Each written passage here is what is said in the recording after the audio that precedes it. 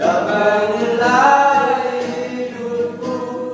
Tak ada yang tersembunyi bagiku. Karena kasih-Mu yang besar, oh Tuhanku, oh Tuhanku, berkati mamaku. Wassalamualaikum warahmatullahi wabarakatuh. Jawabannya apa? Waalaikumsalam. Om Swastiastu, Namo Buddhaya, salam kebajikan, Safe Rayu. Salam sejahtera bagi sekalian. Salam. Seringkali saudara dalam sebuah pertemuan atau di mana saja kita mendengarkan kata wassalamualaikum atau shalom, damai sejahtera bagi kamu. Dan ini juga dilakukan oleh Tuhan Yesus ketika dia sudah bangkit dari antara orang mati. Dia pergi berjumpa dengan para muridnya yang sedang berada di tepi pantai. Dan ketika ia sampai di tengah mereka, dia berkata begini, damai sejahtera bagi kamu. Dan itu juga yang selalu dilakukan oleh Rasul Paulus ketika dia menuliskan suratnya. Dia selalu memulainya dengan kata salam. Dan pada akhirnya diikuti oleh gereja-gereja, oleh para pelayan, oleh semua orang percaya. Ketika dia berjumpa dengan seseorang, dia berkata shalom, damai sejahtera bagi kamu. Apa arti shalom, saudara? Kenapa kita harus sampaikan kata shalom kepada teman? Damai sejahtera artinya damai yang ada padaku, kuberikan padamu. Amin. Jadi waktu saudara katakan shalom, kita berbagi damai, berbagi sukacita dengan orang lain. Jadi bukan asal-asal shalom. Jadi kalau saya berdiri di sini dan saya bilang shalom sambil senyum, itu yang betul. Bukannya shalom. Shalom. Itu bukan menunjukkan wajah damai, saudara. Coba sekali lagi saya ulang. Shalom. Shalom. Sambil tertawa. Shalom. Shalom. Saudara, kalau ruangan ini dipenuhi dengan orang yang tertawa saja, betapa damainya hati ini. Amin. Tapi kalau lihat teman, orang bilang shalom. Pas shalom enggak ada nyung dulu ada buat ada kapan ini shalom dulu apa udah. Artinya saudara bukanlah orang yang bisa berbagi damai dengan orang lain. Hari ini kita lihat sama-sama firman Tuhan di dalam Yohanes pasal 14. Damai sejahtera ku tinggalkan bagimu, damai sejahtera ku berikan kepadamu, dan aku memberi kepadamu tidak seperti dunia memberi. Janganlah gelisah dan gentar hatimu. Mungkin damai sejahtera ku tinggalkan bagimu, dan apa yang kuberikan kepadamu tidak seperti yang dunia berikan. Berarti damai yang Tuhan beri dengan apa yang dunia tawarkan kepada saudara itu berbeda. Hari ini saudara kita akan bahas tentang damai sejahtera. Damai sejahtera. Perbedaannya sangat jauh dengan apa yang Tuhan karuniakan bagi saudara dan apa yang dunia berikan. Damai sejahtera yang dunia berikan itu bersifat sementara. Damai sejahtera yang dunia berikan itu hanya membuat engkau senang sesaat. Damai sejahtera kalau dunia, jikalau hidup saya baik-baik, saya akan alami damai. Jikalau hidup saya melimpah dengan segala berkat, dengan segala kebutuhan yang saya cari, maka saya merasakan damai sejahtera. Jikalau saya terkenal, jika saya hebat, jika saya pintar, maka saya bisa merasakan damai. Tetapi damai yang Tuhan berikan adalah damai yang walaupun kita mengalami kesukaran, tapi kita tetap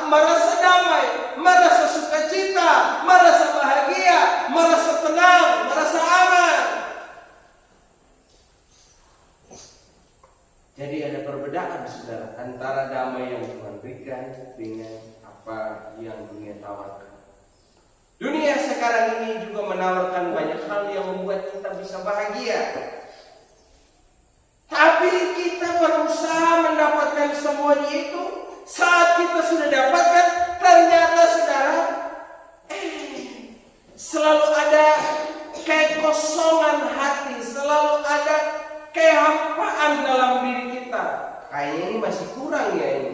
Saya perlu ini lagi supaya saya bisa merasakan damai.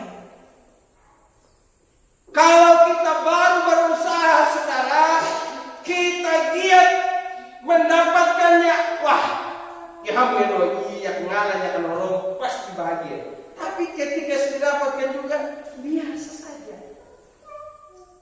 Contoh waktu saudara ini kerja kebun, ramah buah kan ngomong, isi nurama buah ke noromu yang ngalang ke hasil air hanang yang ini ngomong.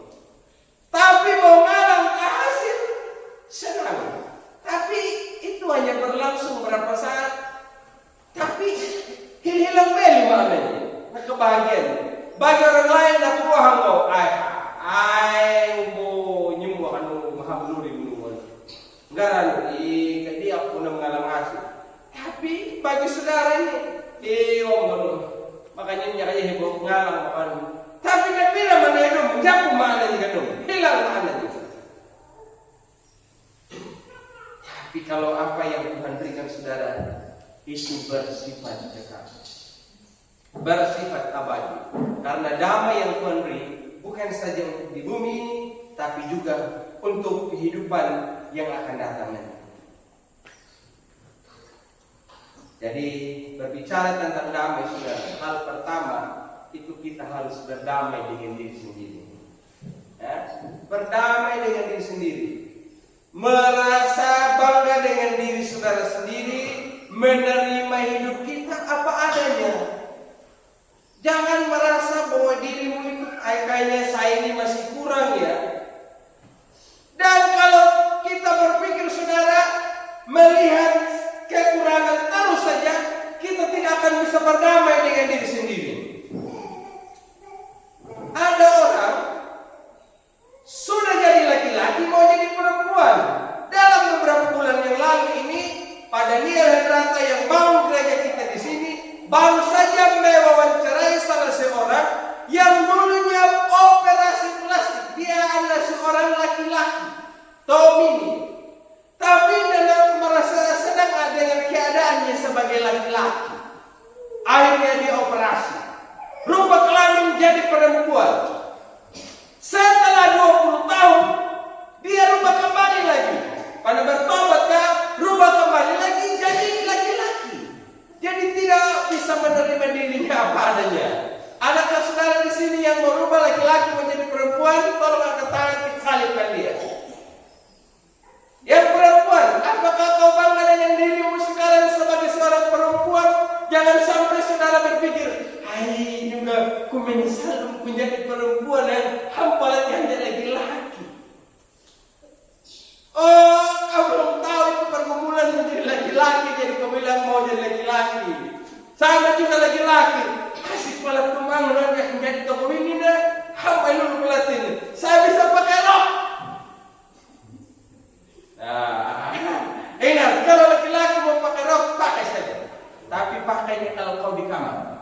Tapi kalau keluar di rumah, itu kau akan dianggap orang stengkol. Ngerti stengkol? Gila. Dulu waktu saya masih kecil, saudara, kira-kira usia, kira-kira di waktu saya kelas 3 SD kalau saya tidak salah. Ini saya pun celana basah semua Bapak Ibu. Baru tidak ada lagi celana yang saya bisa pakai. Saya coba ambil rok dari saudara saya pakai. Tidak nyaman saudara. Percayalah laki-laki kalau kita pakai rok tidak nyaman. Dulu saja balik ada kamu merasa tidak nyaman. Apalagi waktu itu penampunah. Jadi saudara, terima hidup kita ini seutuhnya, amin. Tidak perlu untuk berubah-ubah menjadi seperti orang lain atau menjadi ikuti model tertentu. Tapi banggalah dengan dirimu sendiri.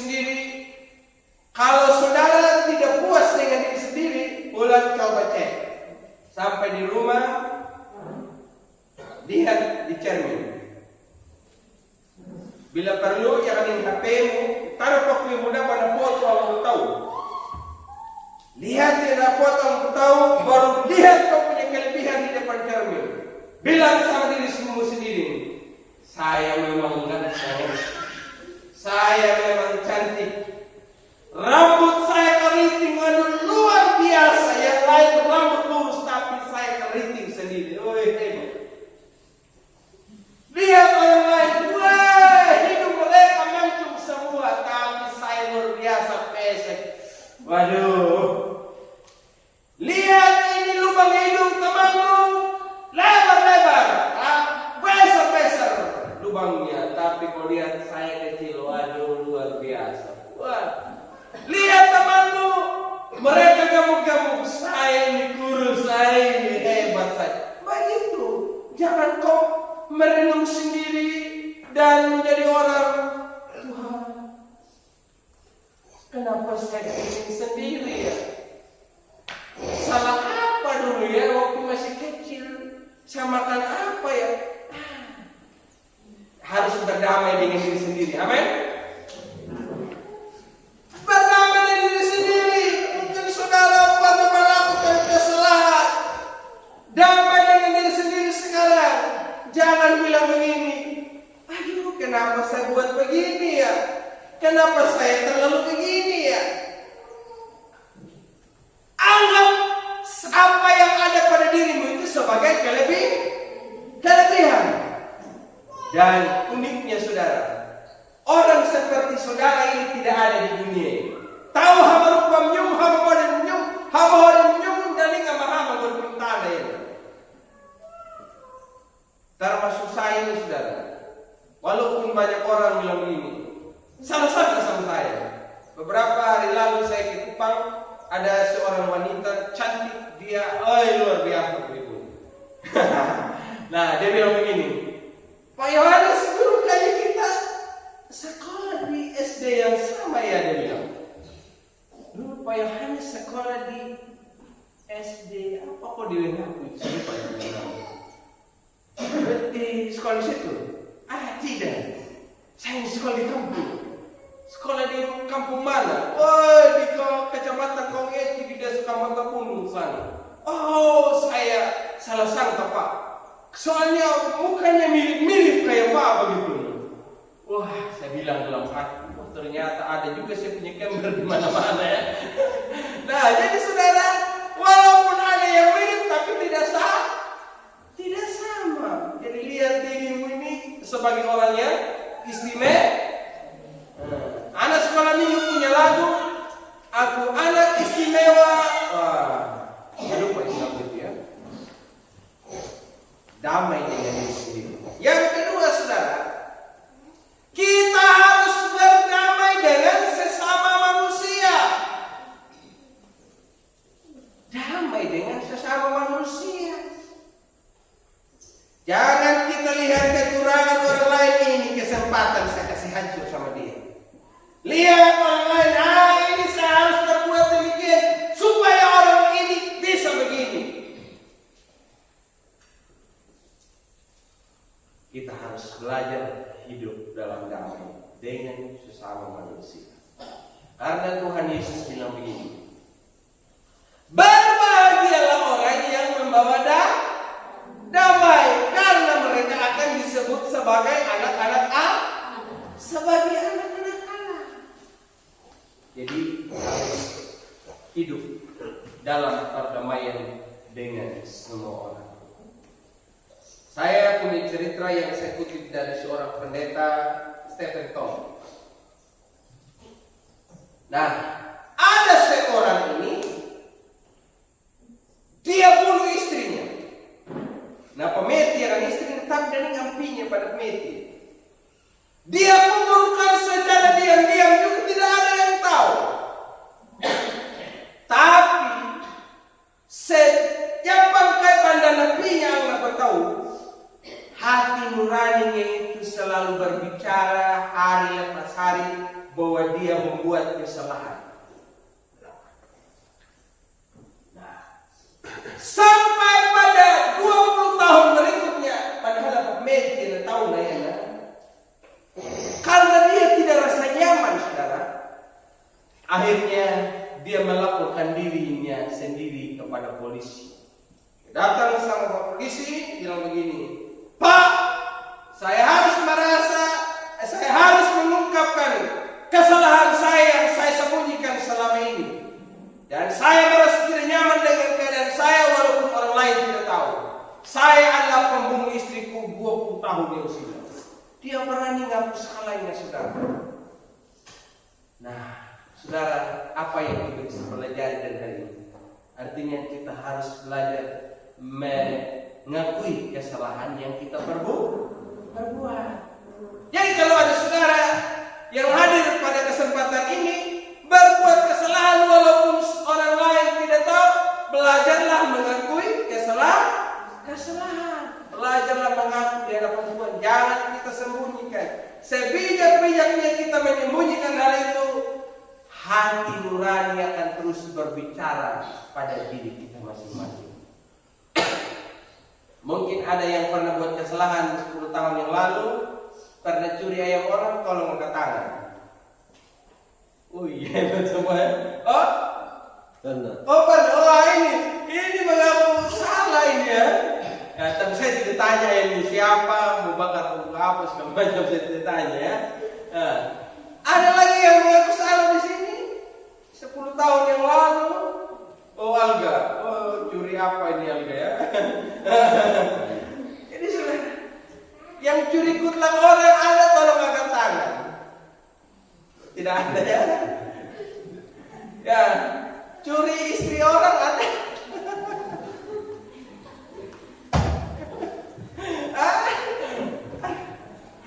Curi uang orang ada. Wah, kita belajar seperti Sakeus ini, saudara. Sakeus ini, saudara. Waktu dia berjumpa dengan Tuhan Yesus, dia bilang begini, Tuhan, sekiranya jangan ini selama ini orang yang saya peras, saya tipu, yang saya bohongi, sekarang saya mau kembalikan 4 kali lipat. Wih, saudara. Kan bagus dong kalau begini. Jadi saudara, kalau hari ini jangan membuat memang berdoa saja buat dia. Tuhan, saya berdoa supaya dia berubah. 10 tahun yang akan datang, dia curi 1 ekor tapi dia bawa 10 ekor. Dia ketok pintu rumah saudara bilang begini, oh amneramu, woi, aku hadang menunggu ini nawa. Itu dari anak yang di jalan. Ayo itu memang. Kuji kau kaliman pedang, dia nawa.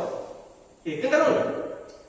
Bukan tanya mendapat kamu kok kata penipu hadang kamu. Noi. Unam yang kawan memang meeting mulu 6 kali 5 lah punya.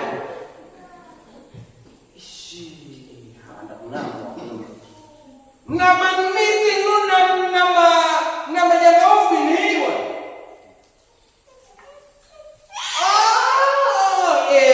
Nama nun dia mau ingat mana dia nama anak nama nun abang lu malu. Tapi 6 bulan karena aja dia angik panigo nyunggap kowe abang. Jadi no kumara bersalah boy ngani ko bay mana mo yu den buka panimalan ka minta maaf mo kuno ko ay dong ko di mana. Wih, kan kalau ada yang begitu kan bagus toh? Jadi saudara, sebijak-bijaknya kita menyembunyikan kesalahan kita itu yang pemimpinnya untuk tahu tapi naetin na pengalaman, Jadi saudara, saya punya cara baru sekarang untuk menegur orang yang buat kesalahan.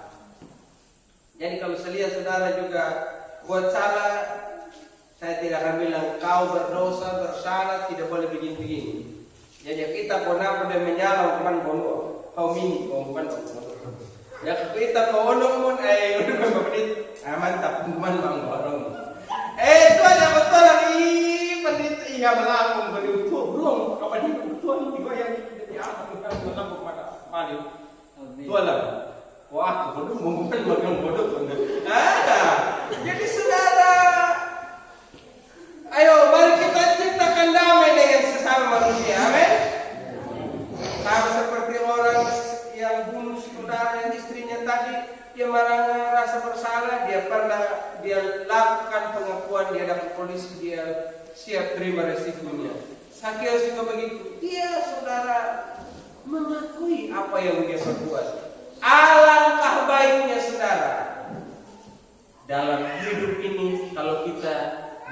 salah sama orang lain, kita mengakui kesalahan dan tidak mencari pembenaran diri sendiri. Amin. Seperti kisah dari seorang tokoh reformator bernama Martin Luther. Martin Luther, dan dia yang menita. Jadi saudara yang bilang, oh menita apa di 16 di menit pun dia bom. Martin Luther tuduh anaknya dan belum menita, nama mengilu nama. Nah, Martin Luther ini adalah seorang doktor teologi, artinya mahapala menerima yang berjaga manu kepalawan. Tapi ya nana selalu pengalaman layaknya bahwa dia adalah orang yang bersalah. Akhirnya suatu saat dia pergi menghadap lebih para imam orang Katolik, lebih pembesar dan para jemaat. Akhirnya pun dapat berlaku supaya kau bisa lepas dari rasa bersalah itu. Lalu dianjurkan kau harus berdoa, kau harus berpuasa, kau harus baca Alkitab. Tapi padahal yang pelaku mudah-mudahan dia merasa tidak puas diri juga. Dia tanya, aduh kayaknya sepertinya saya tinggal nyaman ini yang saya ini merasa bersalah sekali ini. Dan dengan cara bagaimana saya bisa lepas dari semua itu. Akhirnya dapat peningnya. Jadi ingat di amal kepada menghimiriu pada laku menghadap lay baramba Pontius Pilatus bahwa benar tunuan. Ini ada 12 tangga ini tempat Tuhan Yesus naik untuk menghadap sama Raja Pilatus ini. Jadi setiap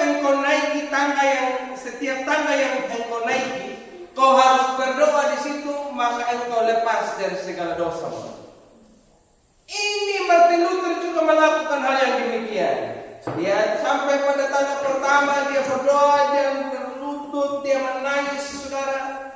Tapi ternyata dia lewati semua itu juga perasaan bersalahnya sebagai orang berdosa tidak pernah hilang. Akhirnya dia baca Alkitab, saudara, dan dia baca di dalam Roma pasal 1 ayat 17. Roma pasal 1 ayat 17 di nama ini, saudara ya. Sebab di dalamnya nyata kebenaran Allah yang bertolak dari iman dan memimpin kepada iman. Seperti ada tertulis, orang benar akan hidup oleh iman. Mulai dari situ akhirnya dia berkata, sola fide, diselamatkan hanya oleh karena iman, diselamatkan hanya oleh anugerah, sola gracia, dan diselamatkan hanya oleh karena firman, sola scripture. Begitu, saudara. Dan ketika dia temukan kebenaran ini, dia pada akhirnya menyampaikan apa yang menjadi dalilnya, kebenaran-kebenaran yang dia temukan, dan mulai muncullah Protestan. Jadi Protestan itu bukan karena dia protes, Bapak Ibu ya. Jadi jangan salah menilai. Protestameluan artinya bergabung pada satu perjanjian yang baru. Jadi jangan bilang, wah kita ini Protestan karena batu protes yang aman dari gereja Katolik dan padang Protestan dia di Protestan, bukan begitu. Jadi saudara, mari kita belajar untuk bisa berdamai ya, dengan sesama manusia supaya kita rasa damai. Karena saudara, apabila ada sesuatu yang kita sembunyikan dalam diri kita, itu akan menjadi benih penyakit yang pada akhirnya merusak kita punya seluruh kehidupan. Tapi coba kalau hidup ini lepas dari segala sakit hati, kecewa, terluka, dendam satu sama lain, wah, ya kan imannya tak ya, jadi hidup ini akan merasa nyaman. Coba dong. Jangan yang ngomong Bapak Ibu. Aku dulu di atas ita yang mungkin itu utama. Jangan dia yang kata ita kan tapi jangan ninya ditindami Bapak Ibu. Kita akan bahagia jalan hidup di bumi ini. Ya? Yang ketiga saudara, kedamaian yang Tuhan berikan kepada kita adalah damai di tengah masalah. Ada saudara yang tidak pernah rasakan masalah di sini? Saya percaya semua kita rasa masalah. Bahkan salah seorang pendeta yang pernah bilang begini, masalah itu sudah ada dari zaman Adam sampai pada zaman Adam Malik. Kenal Adam Malik? Mantan Presiden Republik Indonesia. Hingga pada Adam R. Adam R sudah tahu? Adam R adalah pesawat yang bernama Adam. Jadi saudara, sekarang kalau tidak kenal siapa itu Adam, lihat pesawat Adam R. Kau tahu itu seperti apa itu Adam ya. Jadi saudara, masalah itu sudah ada dari dulu sampai sekarang. Tapi bagaimana kita bisa tenang, bisa damai di tengah masalah ini? Oh Tuhan Yesus, suatu ketika dia berjumpa bersama-sama dengan para muridnya, mereka berjalan, mereka menyeberang ke satu tempat. Bandingnya kalau kedua teh Bapak Ibu, dia betul di sana. Tadi malam bisa tidur sana Bapak Ibu, tiba-tiba istrinya semua, saya bilang apa ini? Ternyata Bapak Ibu, kanganggunya. Maka dia panggung hitam di getar. Dia isi menang. Tapi Tuhan Yesus beda. Waktu dia tidur sana, murid-muridnya dia bangun sama dia. Hei, guru, ada Allah. Haranandanya kawan. Hangaran Bapak Ibu. Karena tungna na bengalu bokulu ban ni jalap dawai. Udah dia. Padahal ini orang yang berpengalaman yang biasa ada di laut Bapak Ibu. Hibetu, Ihani, kakak kira-kira Yakobus, Malokeo, Ibnua, teman Ibetu, ini dia. Jadi mereka kasih bangun Bapak Ibu.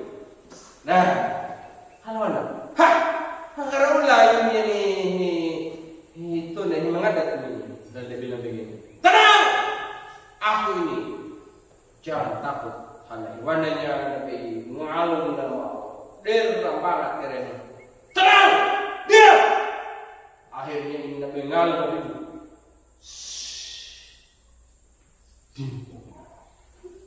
Paham atau ya? Ayah, paham atau ya? Tahu ya tahu. Wah, mereka terheran-heran. Kaum ini lang takay, dati na. Kaum ini nakakali.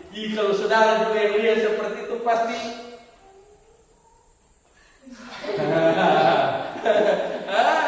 banget tergolong gitu. Jadi dia kesenangan saudara. Badai dalam hidup ini pasti selalu ada tiap hari. Persoalan ini selalu datang tiap waktu. Dia datang tanpa saudara mencarinya, tanpa saudara mengundangnya, dia datang sendiri. Tapi bagaimanakah sikap kita sebagai orang percaya dalam menghadapi semuanya itu?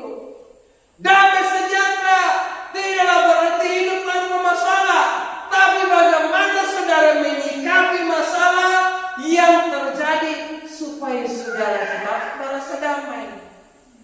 Saudara tetap merasa sukacita. Saya kalau berkunjung saudara di rumah saudara, kalau saudara cerita aduh Pak Pendeta kita punya masalah-masalah begini, ya saya juga merasa prihatin saudara. Tapi saudara cerita masalah seperti itu tidak tahu bangun persekutuan dengan Tuhan. tidak tahu ibadah, tidak tahu gereja, tidak tahu doa, ya wajar saudara. Tapi kalau saudara bangun hubungan dengan Allah, maka saudara akan merasakan ketenangan dan kedamaian. Kita belajar dari pengalaman para murid. Waktu mereka hadapi gelombang laut yang begitu ganas, mereka bangunkan Yesus untuk menolong mereka. Jadi saudara pun juga di tengah kesulitan, saudara bisa berseru kepada Yesus dan Yesus akan datang untuk menolong saudara. Amin. Amin. Tapi saudara alami masalah, teriak sama tetangga. Yang bagaimana kawin ini dan yang masalah juga masalah manu main bernuntun mabar turut-turut mau masuk. Tapi kau tidak berseru yang bisa menolong engkau. Bercerita sama tetangga, dia bilang, wah kamu ya bukan kami masalah yang gimana kalau kita cerita dengan orang yang sama-sama punya persoalan, dia bilang, aduh kasihan, ya wadah kami masalah udah ya kau bercerita dengan orang yang marah, kamu marah, jadi saudara. Tapi kalau cerita tentang Yesus, tenang, diam. Kan asik kan cerita sama Yesus. Nah, saya punya kisah yang terakhir, saudara. Ada seorang yang kaya raya, full dan padan, dan dia berjumpa dengan dua orang pelukis. Tahu pelukis? Tukang gambar. Tidak ngerti lagi nama tulisan apa, tuli tahu, tuli bebek, tuli kambing. Itu kan. Saya lihat kita ini harus sumber jago-jago semua. Di tangan kita, di kaki kita, nimpa tulin. Karena tulin mahal. Sampai sekarang udah mahal ya. Wih, ini kemahatan mahal. Ngalayan, ketikung jalan ini. Karena ngalayan. Oh, wah. Ini ngalayan ular naga. Kayak ngalayan, ini buaya. Makanya jadi buaya darat gitu ya. Oh, ada saja. Jadi saudara, ini orang kaya dia bilang begini, oke, sekarang ini saya mau supaya saudara berdua ini melukiskan tentang damai. Dan lukisannya siapa yang paling bagus, saya akan kasih hadiah. Hadiahnya tidak main-main. Saya kasih kamu uang 50 juta. Saya juga 50 juta tidak tahu bagaimana model. Belum pegang uang sebanyak itu. Nah, akhirnya 20 kesini bilang begini, siap bos. Saya kasih tentukan waktu 5 hari kamu sudah selesaikan. Oke bos. Pulang di rumah, mereka berdua di bapak ibu, kabar tuli kan. Akhirnya pada hari yang ditentukan, datanglah orang pertama membawa lukisannya yang begitu indah. Dia bilang, bos, ini saya punya lukisan ini. Bagus kan? Dia lihat, itu ternyata lukisannya begitu bagus. Nah tulihnya baik, latang ya na matumbunya pada ham karang tamu ada hino pada ham itu karang. Oh, urway na yang urway. Wih, nong penghala karang. Hala na ini telah arahan latan wih. Hilining pay na tulih yan na may paligid na majanga. Hiananing anak pinihay na payah hambay mo menandang. Alay na lukis yan hininja na alam ko na mahurong na. Alay na tulih yan ang arahalatan mo na peway makahingil ay luwi. Wala kawan inilah damai sejahtera. Jadi kita sedang melihat keindahan alam seperti itu. Baru di samping sawah juga ditulis lagi ada kerbau yang lagi asik makan rumput hijau saudara. Wih, dia bilang wah mantap luar biasa ini lukisan ini. Tapi seorang lagi dia datang dia mau lukisannya. Bos, ini lukisan saya ini. Dia lihat ternyata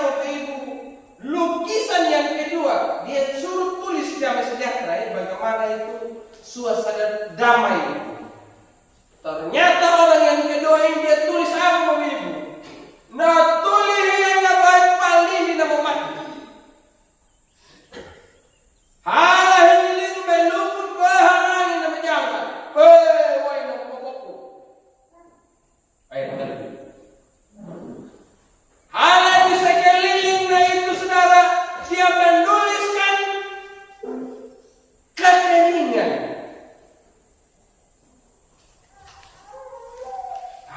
Ini bos, apa ini damai sejahtera? Apa ini? Damai apa yang saya bisa lihat di sini? Ini lukisan ini justru membuat saya ini tidak asik dipandang begitu. Tapi dia perhatikan baik-baik ya saudara, baik-baik sama dengan baik-baik begitu ya. Dia lihat baik-baik begitu. Ternyata dapat tuharai begitu minyak, ada lubang lubang. Alangkah ini ada na hiu nama nama raja lalu hidup ini. Kiku. Wah, padahal di sekeliling dari Welina Pohyana paling di nama madu ya, kering di mana-mana, air terjun yang begitu besar Bapak-Ibu. Tapi ternyata di nama Pohyana dia tetap panhanang walaupun di sekelilingnya tidak asik dipandang. Lalu bos minum yang ini. Ini lukisan yang bagus ini. Karena ini menggambarkan kehidupan. Walaupun berada di tengah keadaan yang tidak bersahabat, tapi selalu merasa sukacita, merasa damai. Dalam hidup ini saudara kita juga berhadapan dengan situasi seperti itu. Tetapi kalau kita bangun hubungan yang baik dengan Allah, kita akan merasakan damai. Makanya Tuhan Yesus bilang begini, damai sejahtera yang kutinggalkan kepadamu tidak seperti yang dunia berikan. Damai yang dunia berikan adalah engkau bahagia di saat engkau kelimpahan dan engkau menjadi susah di saat semuanya engkau kehilangan. Yesus menawarkan hal yang sama kepada saudara dan saya pada kesempatan siang hari. Jadi sekiranya saudara mau mengalami damai itu, maka izinkan Tuhan memimpin setiap langkah hidupmu. Dalam kitab Filipi pasal 4, dalam kitab Filipi pasal yang keempat ayatnya yang ketujuh firman Tuhan berkata begini, damai sejahtera Allah yang melampaui segala akal akan memelihara hati dan pikiranmu dalam Kristus Yesus. Oh damai yang Tuhan berikan melampaui dari apa yang kita pikirkan Bapak Ibu. Mungkin saudara yang berpikir, aku akan bahagia saat aku mendapatkan uang 10 juta. Tapi Tuhan merancang lain. Engkau akan mendapatkan kebahagiaan yang jauh lebih besar daripada hal itu. Jadi melampaui segala akal dan pikiran. Kalau Tuhan kasih damai. Jadi kalau kau lihat saya ini sukacita saudara, ini Pak Pendeta bukan hidup tanpa pergumulan. Amin. Pak Pendeta kita tertawa saja, senang bahagia saja. Ini saya juga ini ada pergumulan Bapak Ibu banyak. Tapi sukacita Kristus itu melimpah dalam hidup saya sehingga tetap bahagia. Amin. Jadi kau sudah selesai masih merenung sendiri, aduh hidup ini selesai hidup ini. Jangan keluh dengan segala keadaan. Amin. Ayat firman Tuhan yang terakhir di dalam kitab Wahyu pasalnya yang ke-21 ayatnya yang keempat. Wahyu pasal 21 ayatnya yang keempat bilang begini, Ia akan menghapus segala air mata dari mata mereka, dan maut tidak akan ada lagi. Tidak akan ada lagi perkabungan atau ratap tangis atau duka cita, sebab segala sesuatu yang lama itu telah berlalu. Adakah hari-hari hidup yang kau jalani selama ini? Engkau menangis, engkau meratap, bersedih, engkau kecewa dengan segala apa yang terjadi pada dirimu. Yesus berkata, damai sejahtera aku berikan kepadamu. Dia akan ada di sini untuk menghapus setiap air mata dari mata saudara. Dia ada di sini untuk memberikan kekuatan dan penghiburan bagi saudara yang sedang berduka.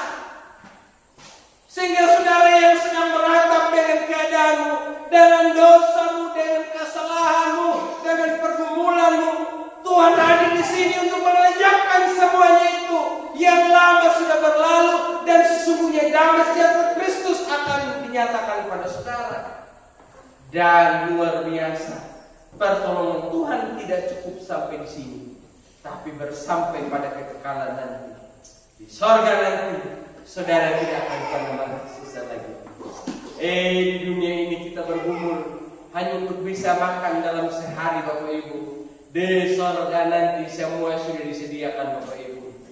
Tidak perlu kita pergi cari lombok di hutan untuk bisa membeli beras 5 kilo untuk kita makan dalam beberapa hari. Tapi di sorga nanti sudah ada para pelayan yang melayani. Bos, mau makan apa? Keju, kentang, apa itu? Macam-macam. Kau suka ubi kayu ada, suka ini ada, suka lintang ada. Aduh, saya ini tidak bisa. Saya suka makanan Cina saja. Ada. Pergi di ruangan sebelah. Kau makan enak di situ. Bahkan makan semeja dengan anak-anak. Ini luar biasa kan? Saudara Mongol cerita saya makan dengan presiden mana? Sungguh senangnya begitu. Di surga nanti makan dengan Tuhan Allah. Ya? Makan dengan Tuhan Yesus. Di kapur, tenang. Garam di rumah boleh tidak ada, tapi di surga nanti kita makan semeja dengan Tuhan Yesus. Amin.